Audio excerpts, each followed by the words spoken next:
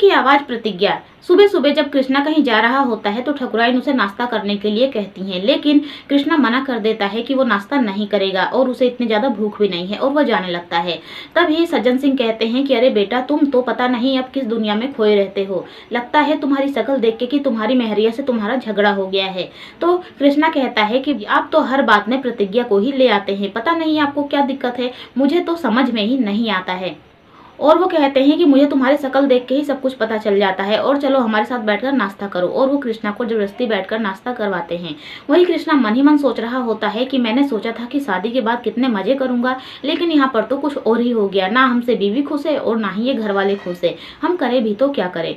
वहीं इधर आदर्श काम के सिलसिले में बाहर जा रहा होता है और वो कोमल से कहता है कि तुम परिवार का और अपना भी ख्याल रखना। लेकिन कोमल कहती है कि मैं तो इन सबको ऐसा नाचना चाहूंगी कि तुम्हारे आने के बाद तो तुम कभी मुझे अकेले छोड़कर जाना ही भूल जाओगे। वहीं इधर ठकुराइन शक्ति बहू से कहती है कि ये बोरा है चावल का, इसे ले जाकर अंदर रख दो। तो प्रतिज्ञा आकर उसकी हेल्प करने लगती है कि दीदी आप अकेले कैसे उठाएंगी।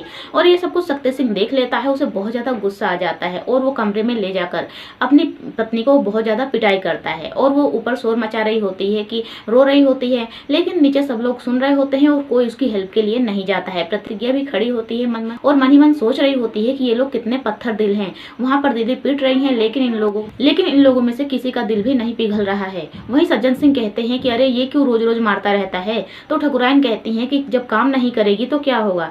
तभी कृष्णा भी आ जाता है और वो भी सब कुछ देख रहा होता है, सुन रहा होता है। वहीं शक्ति सिंह अपने कमरे से बाहर आता है तो ठाकुर साहब उससे कहते हैं कि अरे क्या बात हो गई जो उसे पीट रहे थे। तो शक्ति सिंह कहता है कि 10 किलो का चावल उससे नहीं उठ रहा है, बताओ घर में काम नहीं करेगी तो क्या करेगी, उसे बस घर में पूजा करने के लिए लेकर आए हैं।